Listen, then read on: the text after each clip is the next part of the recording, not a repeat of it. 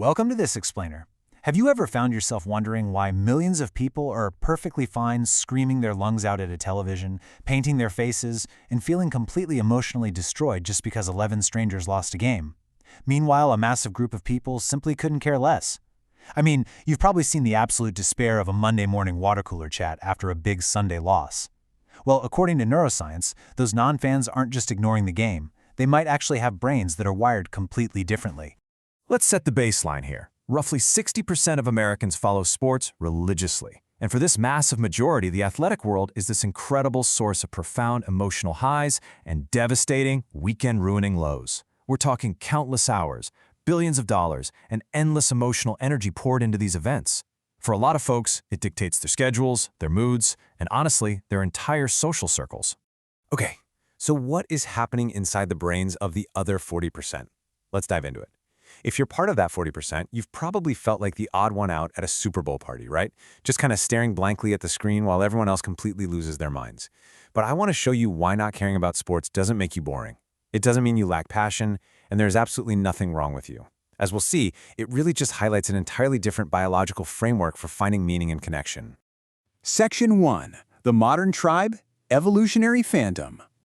For thousands of years, sticking with your group literally meant survival.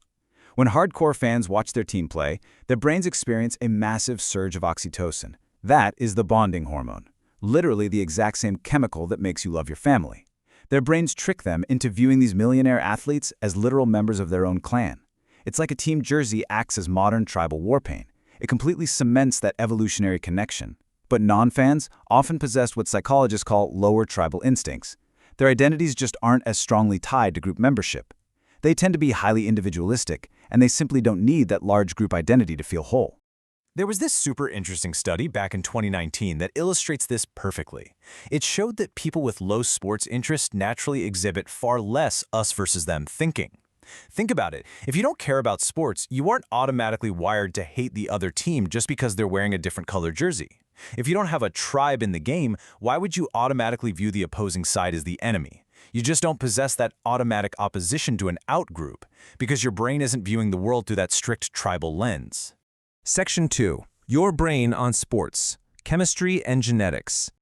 You know how a slot machine keeps you completely hooked? That's due to something called intermittent reinforcement. When a fanatic watches a game, their brain gets these constant microdoses of anticipation and dopamine. Because you truly never know if your team will actually pull off the win, that unpredictability acts as the most powerful reward schedule known to psychology. In fact, brain scans show that watching a tense fourth-quarter drive is neurologically identical to pulling the lever on a slot machine. The reward centers light up in the exact same way. But if you're not a fan, that vicarious dopamine system, it just kind of stays quiet. And researchers from the University of Chicago suggest this might not even be a conscious choice. They've found that variations in our dopamine receptor genes can actually predict how much someone cares about competitive spectator activities. Let that sink in for a second. Your total indifference to whether the local team wins or loses isn't just a simple preference. It might literally be written right into your DNA. Section 3. Shifting identity and empathy. There's this fantastic concept in psychology known as burging, or basking in reflected glory. Simply put, it's this really strange quirk of human nature where we attach our own ego to the accomplishments of people we have never even met. It's the tendency to directly link your personal self-esteem to the external victories of your chosen team.